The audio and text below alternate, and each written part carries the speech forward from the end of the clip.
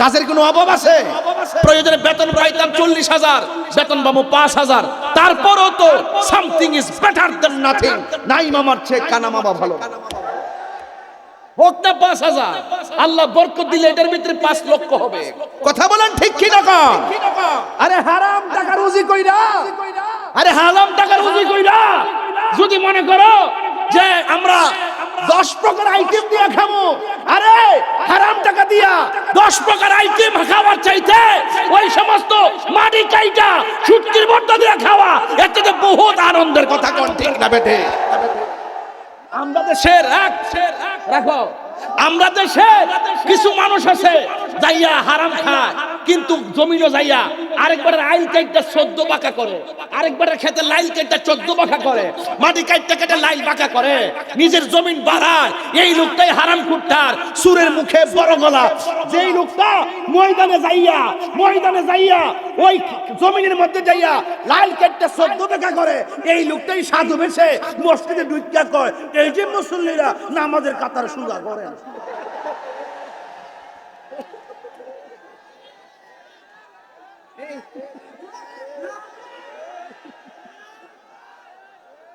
আমার ফুলাফান্ডি কই? বেকার থাকবি, এই বেকার থাকবা, প্রয়োজনে মুদিমালের দোকানে 4,000 টাকা বেতনে চাকরি করবা, প্রয়োজনে কাপড়ের দোকানে 3,500 টাকা কাজ করবা, কিন্তু আমরা বেকার থাকবো না। বরকত দিলে 3,000-এর ভিতরে 9,000-এর বরকত দেওয়ার মালিক কে? আমি সেটা বুঝাতে চাইতেছি, তোমরা কথা বলো।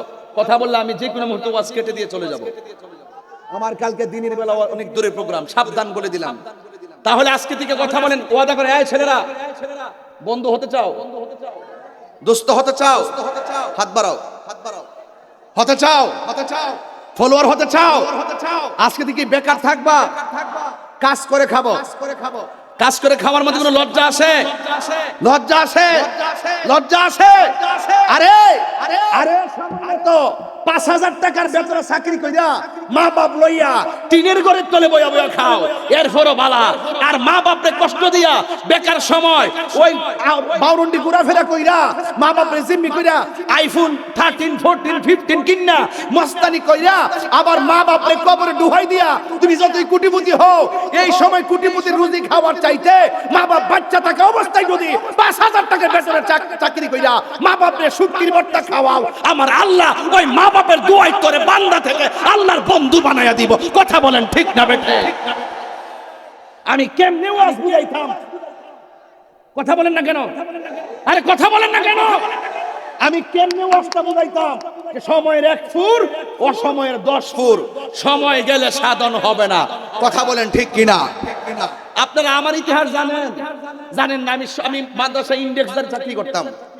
চাকরি পাওয়া সাধারণ না। 2013 সালে সহকারী নিবন্ধন, 2014 সালে প্রভাষক নিবন্ধন, 2013 সালে আবার সহকারী ইন্ডেক্সের চাকরি। এরপরে এই চাকরিগুলো আমি বেতন তুলছি কয়েক মাস। এরপরে আম্মা কইছে তুই চাকরি ছাইরা দে, তুই ঘরে থাক, সবাই চাকরি করে, তোর চাকরি লাগবে না। কয় বছর আগে? 13 হইলো কত?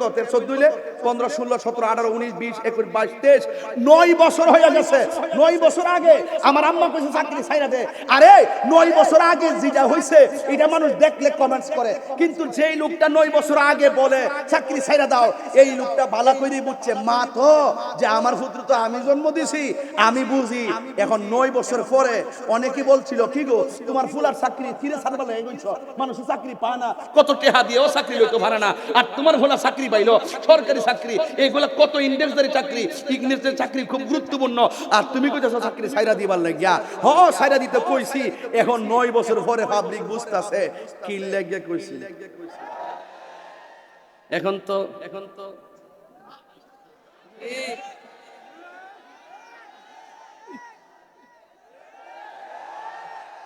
দেওয়ার মালিক কেডা?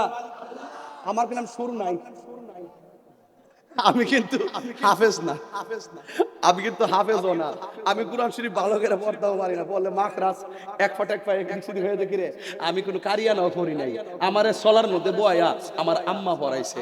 কফর বাসিনজের বিস মিম লামজের মিল লাম খারাজুল্লাহ বিসমিল্লাহ হারাজের হির রাহাজর রহ রহ মিম খারাজর মা নুন নুন কি তাকে নুন রাজের নির এইভাবে আমার পড়াইছে আর কি আমি পারি না কিন্তু বেশি মিনিট ভালো করে পড়তে পারি না তো আমার আম্মা আমার পড়াইছে এখন মা ভালোবাসা সন্তানকে মাথায় হাত বুলাইয়া দিলে যদিও হাতের মধ্যে সরিষার তেল দিয়া অথবা নারকেল তেল দিয়া দিছে এই মঠটার দাম কম না বেশি এই জোরে কফুলামান কম না বেশি আমার একটা পুঁজি আছে আমার মার দোয়া আছে আমার কোনো পুঁজি নাই ওই দেন না ওয়াল্লাযীনা কাফারু ইলা জাহান্নামা ইউহশারুন লিয়ামিযাল্লাহুল খাবীসা মিনাত তাইয়্যিবি ওয়া ইয়াজআলাল খাবীসা বা'দাহু আলা বাদিন ফায়ারকুমুহু জামিআন ফায়াজআলুহু ফি জাহান্নাম উলাইকা হুমুল খাসিরুন قل الذين كفروا إن ينتهوا يغفر لهم ما قد سلف وإن يعودوا فقد مضت سنة الأولين দেখছেন ফিরলে মার দোয়া ফইরালাই সাহস কইরা এরপরে সবাইকে মনে হয় আমি কোরআনে হাফেজ হই মার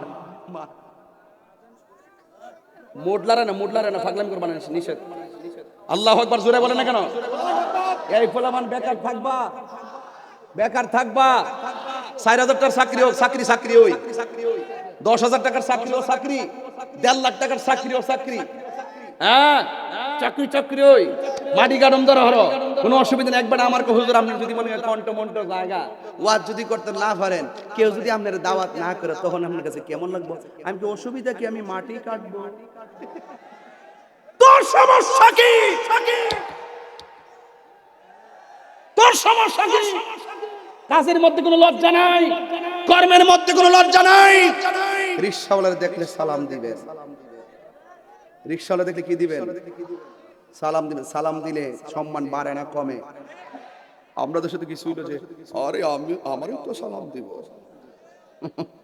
আর আমি ঘরের ভিতরে বইয়া থেকে 200-250 ছবি তুলছি একটা হুজুরের মধ্যে চাই না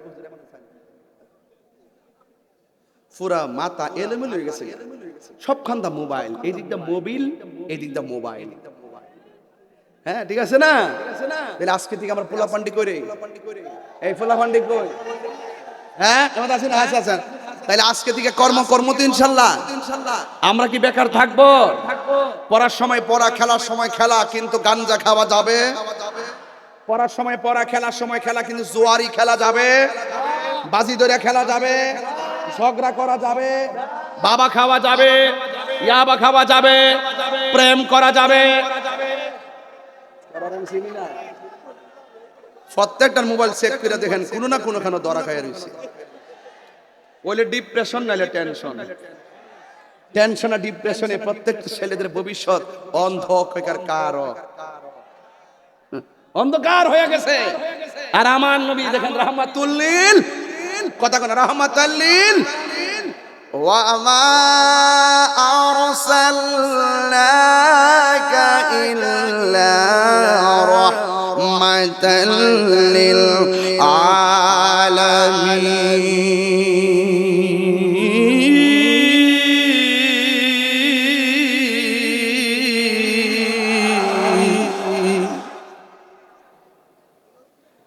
আল্লাহর হাবিব গিয়া বললেন কাজ আছে কয় হ্যাঁ কাজ আছে কয় কূপ থেকে পানি তুলতে হবে লাস্টের বালতিটা তোলার সময় কূপের রশি ছিঁড়া পানিতে পড়ে গেছে দেখবেন কিছু মালিক দুষ্টু কিছু মালিক দুষ্টু ওরা শ্রমিকের বেতন আটকায়া দেয় এটা আটকাবেন না গাম ঝরার আগে রাসূল বলছেন তারপর বিনিময় দিয়ে দাও গাম ঝরার আগে বিনিময় দিয়ে দিতে হবে শ্রমিকের মনে কষ্ট দেওয়া যাবে না কথা বলেন না কেন ঠিক না ঠিক শ্রমিকের মনে কি দেওয়া যাবে না কষ্ট দেওয়া যাবে না পায়ে ধরে বলতেছে শুনেন যেই মাত্র রশিটা ছিঁড়া কূপের মধ্যে বালতি পড়ছে তখন খ্রিস্টান মালিক আইসা বলছে এই কয় বালতি তুলছ বালতি যতটাই তুলছে এখন তো কূপের ভিতরে তো বালতি রশিটা ছিঁড়া পানিতে পড়ে গেছে বালতিটা এখন তো ইহুদি খ্রিস্টান সে তো সুযোগ পাইছে যে বালতি যতক্ষণ তুলতে পারতা না ততক্ষণ যত বালতি পানি তুলছো তোমার দেওয়া হবে না, তুমি বালতি ছিঁড়ে ফেলাই দিছো। নবী কি বালতি ছিঁড়ে ফেলাইছে নাকি বালতিটা রশিটা ছিঁড়া গেছে? এখন আমার নবী বলছে রশি ছিঁড়া গেছে, আমি কি করব? চুপ, রশি ছিঁড়ে গেছে আমি কি করব? খ্রিস্টান কয় না, আপনি বালতি উপরে তুলে দিতে হবে, নাইলে আপনাকে আমি খেজুর একটাও দিব। এখন আমার নবী বলছে শুনেন, আমার নবী কেমনে অধিকারের কথা বলে শুনেন। আমার নবী বলে আপনার বালতির রশি ছিঁড়ে গেছে আমি কি করব, কিন্তু আমি যতটা বালতি পানি তুলছি ততটা খেজুর আমাকে দিয়ে দিন, এটা আমার প্রাপ্য। তখন খ্রিস্টান বলতেছে হাইরে, এতদিন পর্যন্ত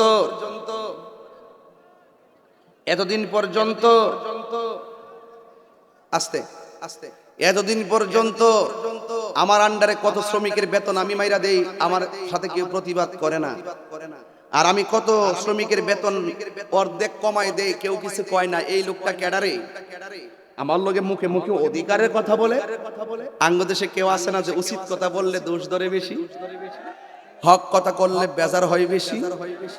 তো ঠিক এভাবে ইহুদি বেজার হয়ে গেছে। ঠাস করে আমার নবী যখন বলছে যে আমার খেজুরগুলো আমারে দিয়ে দেন, আমি চলে যাই, আমার পরিবারের সবাই না খায় রইছে, তখন সে বলছে না চলে যাও। তাহলে আমি যতটা বালতি তুলছি ততটা বালতির খেজুর তো আমারে দিয়ে দিন, এটা আমার অধিকার। তখন কি করছে দেখেন, ওই ইহুদি খ্রিস্টান আমার নবীর গাল মোবারকের মধ্যে থাপ্পড় মারছে। নাউজুবিল্লাহ, আসতে কইলেন কেন? এই মুহূর্তে যদি আমারে কেউ আঘাত করে আপনারা কি বয়ে থাকবেন?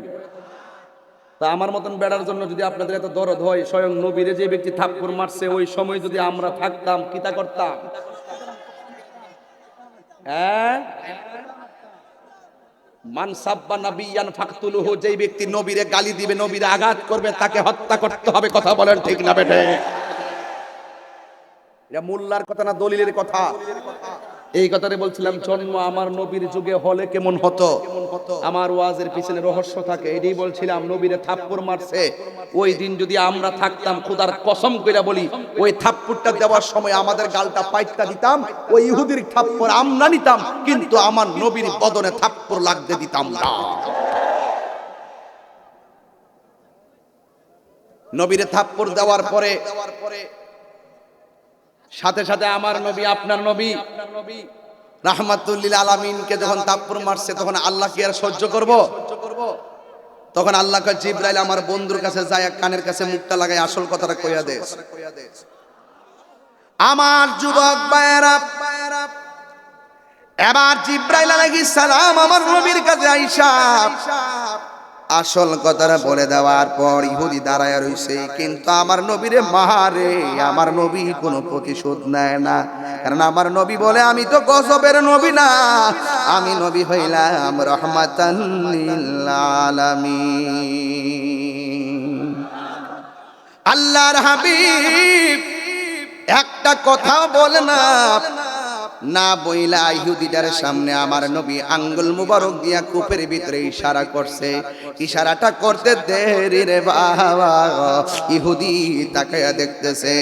আমার নবী ইশারা দিতে দেরি, কূপের ভেতর তল থেকে পানি উঠছে, আর ওই বালতিরা কূপের ভিতর দিকে উইটা পানি সহকারে কূপের পারে হাজির হয়ে গেছি। এরপরে আমার নবী খেজুর গুলা লইয়া বাড়ির মধ্যে চলে গেছে।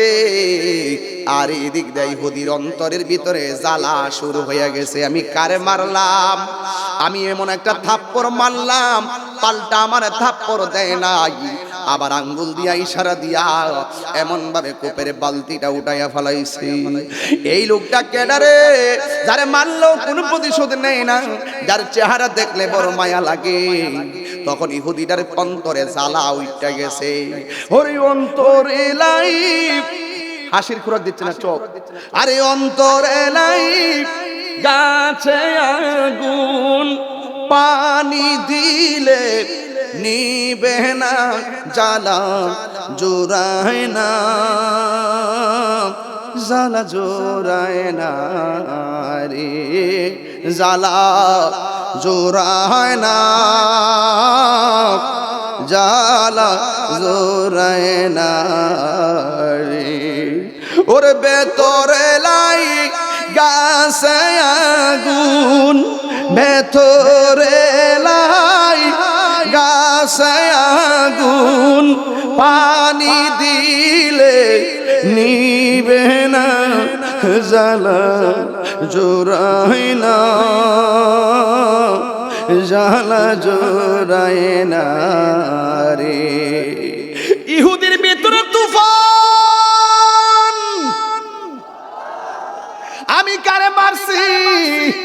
আমার আম্মা মরণের আগে আমারে কইয়া গেছিল, পুত্রে তুই দুনিয়াদারি লইয়া মালিক সাচ্ছস, আর আমি যার কাছে কালিমা পইরা মুসলমান হইছি বইলা আমারে ঘর থেকে বাইর কইরা দিছ। তবে আমি তোরে কইয়া যাই, আমি যার হাতে কালিমা পইরা মুসলমান হইছি, এই লোকটা এমন লোক যারে দেখলে শুধুমাত্র মায়া লাগে, মায়া, যারে মারলেও কোনো প্রতিশোধ নেয় না। এই লোকটা কি সেই লোকটা নি?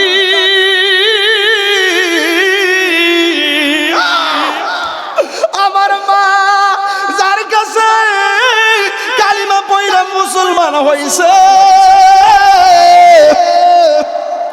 আমার তো মন বলতেছে এই লোকটা সেই লোক যার দিকে তাকাইলে বড় মায়া লাগে, যারে কষ্ট দিলেও আঘাত করে না। আমার মনে হয় তিনি আখিরি জামানার পয়গাম্বর। অন্তরের ভিতরে যন্ত্রণা উঠে গেছে। দেখবেন কিছু কিছু খুনি রাস্তায় মানুষকে মাইরা রাত্রে ঘুমাইতে পারে না, ঘরে খাইতে পারে না, মনের ভিতরে অশান্তি শুরু হয়ে যায়। ওই ইহুদিটার মনের ভিতরে অশান্তি শুরু হয়ে গেছে। ও আমার সিরাজগঞ্জের মা, ও মা গো, তোমরা বড় দামি সম্পদ, তোমরা বড় ভাগ্যবতী গো মা, তোমরা বড় মর্যাদাবান। আমরা তোমাদের ঘর থেকে এসেছি, কিন্তু মা শুনে যাও, মা শুনে যাও, মা শুনে যাও, জান্নাতটা বড় সুন্দর, জাহান্নামটা বড় ভয়ঙ্কর। ওই ইহুদি তা ডাক দিয়ে আমি কারে মারলাম? নিঃসন্দেহে এটাই রাহমাতুল লিল আলামিন। যেই হাত দিয়ে আমি মারছি, এই হাত আমি রাখতাম না, এই হাত না, এই হাত আমি রাখতাম না। ডানে বামে তাকায় একটা ছুরি হাতের মধ্যে নিয়া, আপনি বুঝতেছেন তো, এইভাবে ফুসাইতে ফুসাইতে রক্ত ফালাইতে ফালাইতে ডান হাতটা নিজের হাতটা নিজে কাটটা ফালাইছে। চিৎকার মাইরা কি আল্লাহু আকবার বলা যাবে না? নিজের হাতটা নিজে খাইটা এমন ভাবে হাতটারে লইয়া ওই আমার নবীর দরবারে রওনা দিয়েছে। এবার নবীর কাছে যাইতেছে, যাইয়া প্রথমে মসজিদে গেল। ওই মসজিদের ভিতরে আমার নবীরে তালাশ করে যাইয়া দেখে মসজিদের ভিতরে সালমান ফারসি আছে। ওই সালমান ফারসি রাদিয়াল্লাহু তাআলা আনহু মসজিদের ভিতরে।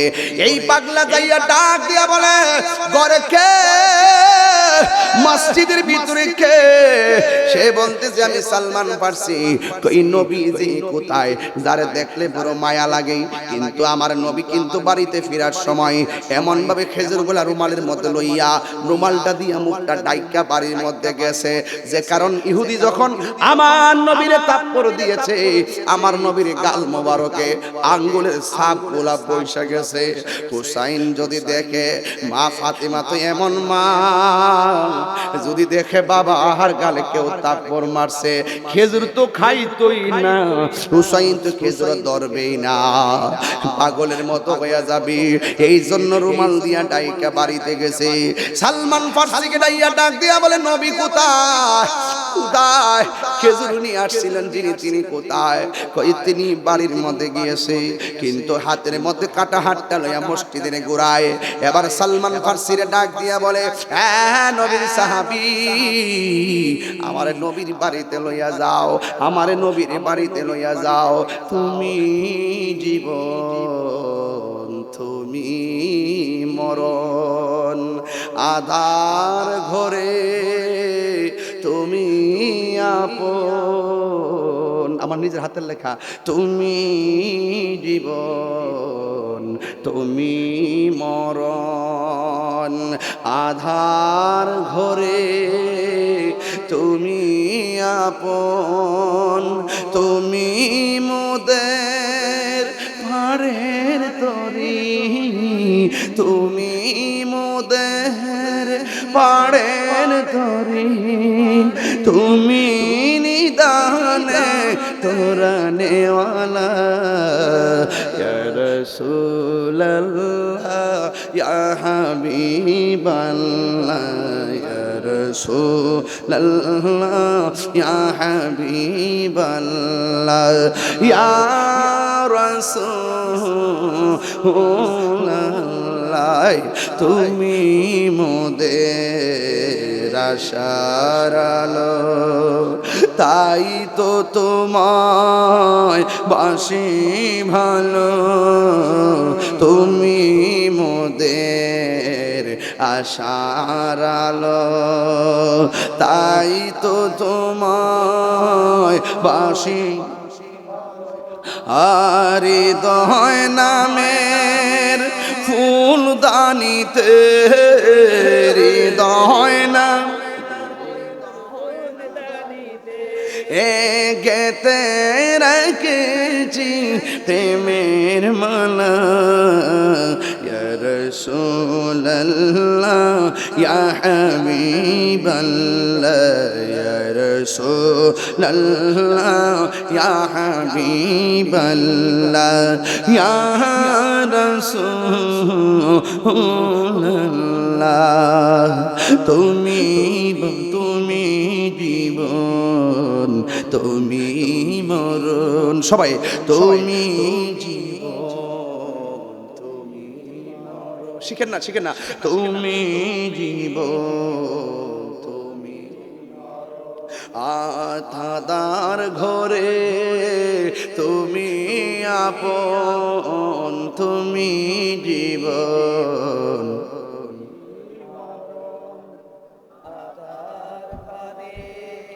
তুমি আপন তুমি মোদের পাহাড়ের তরি তুমি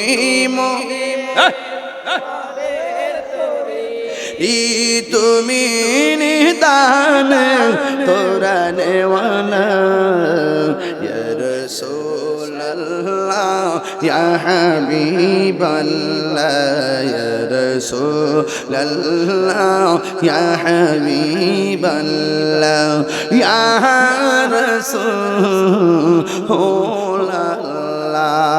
বলেন সুবহানাল্লাহ লিল্লাহ সুবহানাল্লাহ আলহামদুলিল্লাহ লা ইলাহা ইল্লাল্লাহ বলো লা ইলাহা ইল্লাল্লাহ দেখেন মুরব্বীরা দেখেন তাকায় দেখেন মুরব্বীরা তাকায় দেখেন সবগুলা চেহারা মলিন হয়ে গেছে এখন আর মোবাইলের দিকে তাকায় না বন্ধুর লগে কথা বলে না নীরবে পুরা পাগলের মতো হয়ে তাকায় রইছে কেন নবীর বদরে হাত মারছে আমাদের মনে কষ্ট পাইছি এই জন্য আমরা নবীর জন্য ফানা হইয়া গেছি সাহাবায়ে কেরাম নবীরে কেউ তীর মারলে তীরের বরাবর এমনি দাঁড়ায়া যাইতো তালহা রাদিয়াল্লাহু তাআলা এমনি দাঁড়ায়া গেছিল আমার নবী কইছিল তালহা রে তুমি আমারে জড়ায়া কেন দাঁড়াইছো তালহা বলছিল নবী ওরা আপনারা পাথর মারতেছে গো নবী এই জন্য আমার গায়ের মধ্যে পাথর নিতেছি আমার নবী বলে তুমি কি ব্যথা পাও না তালহা রাদিয়াল্লাহু তাআলা বলে আমি ব্যথা পাই না আমার নবী কই তুমি কি কষ্ট পাও না তালহা রাদিয়াল্লাহু তাআলা মুস্কি হাসে তালহা পিঠের দিক দিয়ে এমন ভাবে তীর লাগতেছে তুমি কি ব্যথা পাও না নবী গো ব্যথা পাবো কেন আমার পিঠের মধ্যে যদিও বিষের তীর লাগতেছে আমার সিনাটা আপনি নবীর সিনা মুবারকের সঙ্গে লেগে আছে আর জোরে কন্যা সুবহানাল্লাহ জন্ম আমার নবীর যুগে কেমন কন্যা জন্ম আমার নবীর যুগে এই জন্য যুবক ১৫০০ বছর পরে আমরা দুনিয়াতে আসছি, যদি নবীরে পাই না, কিন্তু এখনো নবীরে কষ্ট দিলে আমরা ব্যথা পাই। কেউ যদি লেখনির মাধ্যমে নবীর বিরুদ্ধে কথা বলে আমরা ব্যথা পাই, কেউ যদি বক্তব্যের মাধ্যমে নবীর বিরুদ্ধে কথা বলে, যেমন কয়েকদিন আগে ফ্রান্সে আমার নবীর নিয়ে ব্যঙ্গচিত্র করেছিল, আমরা বাইতুল মুকাররমে দাঁড়াইয়া দার্থহীন কণ্ঠে প্রতিবাদ করে ওই ফ্রান্সের পণ্য বর্জনের আহ্বান করেছিলাম। এখন আহ্বান করি, ইসরায়েলের গুন্ডা বাহিনীরা ফিলিস্তিনি মুসলমানদের উপরে যেইভাবে আগ্রাসন চালাইছে, ওই ইসরায়েলের পণ্যগুলো বর্জন করার দরকার আছে না নাই? আরো জোরে বলো, আছে না নাই? এই জন্য আমার যুবক ভাইরা চুপ থাকেন। হৃদয় বিদারক কথা, হৃদয় বিদারক কথা। এবার ওই লোকটা কাটা হাত নিয়ে সালমান ফার্সিকে বলে, আমার এই নবীর কাছে নিয়ে যাও। এবার ঘরের দরজায় যাইয়া দেখে ঘরের দরজা লাগানো। আমার হযরতে সালমান ফার্সি রাদিয়াল্লাহু তাআলা আনহু ঘরের দরজায় ঢুকা দিল। আমার নবী, আপনার নবী দরজা মুবারকটা ফাতেমাকে দিয়ে খোলালেন। এবার খোলার পরে আমার নবী ঘরের দরজায় আসলেন। আয়েশা দেখতেছেন, যেই লোকটা আমার নবীরে থাপ্পড় মেরেছে, ওই লোকটা আমার নবীর ঘরের দরজায় কাটা হাত নিয়ে হাজির হয়েছে।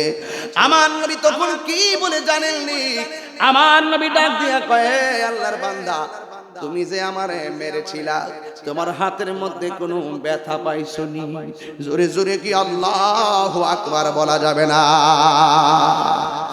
এবার ডাক দিয়ে বলে, নবী গো, আমি জানতাম না আপনি রাহমাতুল লিল আলামিন। আপনার আমি থাপ্পড় দেওয়ার পরে আমি অনুভব করে নিজেকে অপরাধী মনে করি না, আমার হাতটা কাইটা বলাইছি, দয়া করে আপনি আমারে মাফ করে দেন না। আমার নবী বলে, মাফ করতে পারি, শর্ত হলো পড়তে হবে নবীর কালিমা। জোরে জোরে কি সুবহানাল্লাহ বলা যাবে না? এবার ডাক দিয়া বলে, যাও যাও। ওই লোকটা ডাক দিয়ে, কি নবী গো, আগে জানতাম না, আমি এখন আপনার কাছে এসেছি, আমারে কালিমা পড়াইয়া মুসলমান বানাইয়া দেন, কালিমা পড়াইয়া মুসলমান বানাইয়া দেন। এবার লোকটা মুসলমান হয়ে গেছে। ডাক দিয়া বলে, নবী আমার বিদায় দেন, আমি মুসলমান হইছি। আমার বনের রাজ কি কয়, আমার বনের এত সম্মান লাগবে না, আমার এত বড় মালিকানা রাখবে না, আমার বনের মালিকানা লাগবে না, আমার বাগানের মালিকানা রাখবে না। আজকে থেকে শুধুমাত্র ব্যবসা নয়, আজকে আমার বড় ব্যবসা হলো দ্বীনের দাওয়াত দেওয়া, আজকের বড় ব্যবসা হলো ঈমানের দাওয়াত দেওয়া। আমি সবাইকে শুধু একটা কথাই বলবো, রাহমাতুল লিল আলামিনকে কষ্ট দিয়ে আল্লাহর রহমতের আশা করা যায় না। এই কথা বলার পরে পাগলা কাটা হাতটা লইয়া রওনা দিছে, জংলায় চলে যাবে। আমার নবী তার ডাক দিয়ে, কে পাগল, তুমি আমার কাছে কাটা হাত নিয়ে আসার আগে তুমি কি ছিলা? কই আমি খ্রিস্টান। কই এখন তুমি কি? কই আমি এখন মুসলমান। সুরে কন্যা সুবহানাল্লাহ। এবার ডাক দিয়া বলে, তুমি ছিলে খ্রিস্টান, আমার যখন মারছো তুমি ছিলে খ্রিস্টান, যখন তুমি হাত কেটে ফেলছো তুমি খ্রিস্টান, যখন তুমি আমার বাড়িতে আসছো তুমি খ্রিস্টান। জবানটা খুললা বলো, তুমি এখন কি? কই আমি মুসলমান। আমার নবী ডাক দিয়া কই, তুমি মুসলমান হইয়া কাটা হাত লইয়া তুমি জঙ্গলার ভিতরে যাইবা, এটা কায়ে নাও, তোমার কাটা হাতটা আমার কাছে দাও। আমার নবীর হাতে কাটা হাত মুবারকটা নিলেন। এই কাটা হাতটা লইয়া আমার নবী, আপনার নবী থুতু মুবারক কাটা জায়গার মধ্যে লাগাইয়া দিছি। লাগাইয়া দিয়া কাটা হাতটা এমন ভাবে যখন অ্যাডজাস্ট করে দিল, আমার নবী ডাক দিয়া বলে, হ্যাঁ পাগল, এ পাগল, তুমি আগে যেমন ভাবে হাতটা চালাইতাও, এখন হাতটা লড়াও তো দেখছেন নি? মাঝে কইয়া গেছেন, আমি যার কাছে কালিমা হইনা মুসলমান হইছি, তারে মারলেও কোনো প্রতিবাদ করে না, যার চেহারা দেখলে বড় মায়া লাগে, সেই নবী তো করছে, বইলা গেছে, মা বাবার মনে কোনো দিন কষ্ট দিও না, মা বাবারে তোমরা ভালোবাসো, মা বাবার কথা তোমরা মনে রাখো। মা বাবারে কষ্ট দিয়া তাহিরির সামনে ওয়াজ শুনলে লাভ হবে না, মা বাপরে কষ্ট দিয়া হজে গেলেও কোনো লাভ হবে না। মা বাপরে কষ্ট দিলে বেজার হয় একজন, জবান খুলে কোন তিনি কে। আল্লাহ বেজার হইয়া যায়, আর মা বাবা খুশি থাকলে আমার আল্লাহ খুশি হইয়া যায়। সিরাজগঞ্জের সদরের বাবারা, ও মাহফিল কমিটির বাবারা, হাজার হাজার মানুষ আসছে, শত শত বক্তা আসতে পারে, কিন্তু মা বাবার মনে কষ্ট দিহা তাহিরি কাছে মুরিদ হইয়া আব্বা আব্বা করবা। তোমার মতো তোমার মতো তোমার মতো তোমার মতন এমন আমার দেখা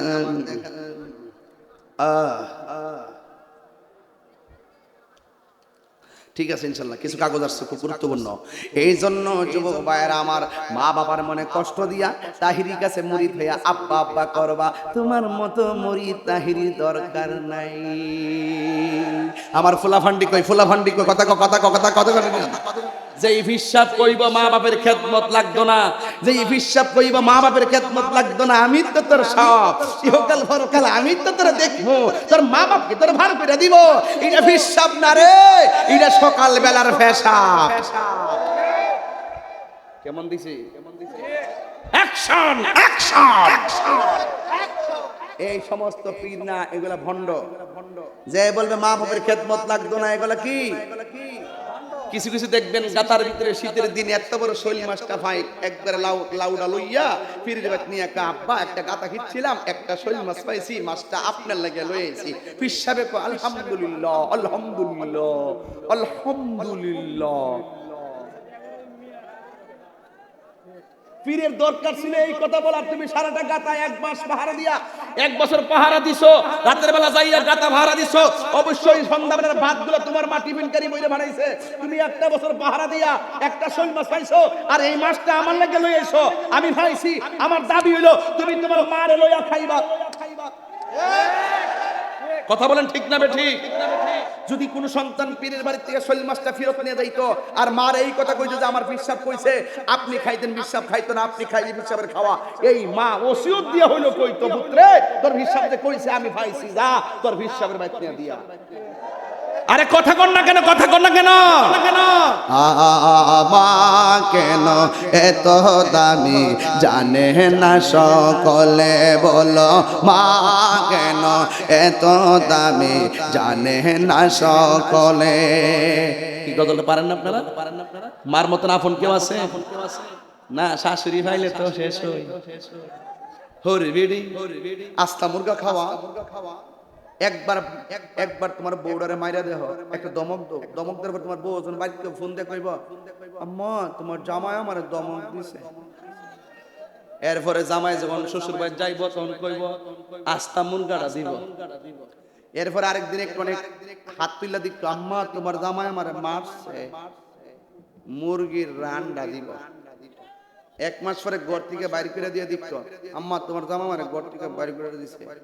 পরের সপ্তাহে গেলে কবে জামাই তোর মধ্যে যা আছে তা ওই খায়াল। তাহলে বোঝা গেল ওই শাশুড়ির ভালোবাসার ভিতরে স্বার্থ, মার ভালোবাসার ভিতরে স্বার্থ।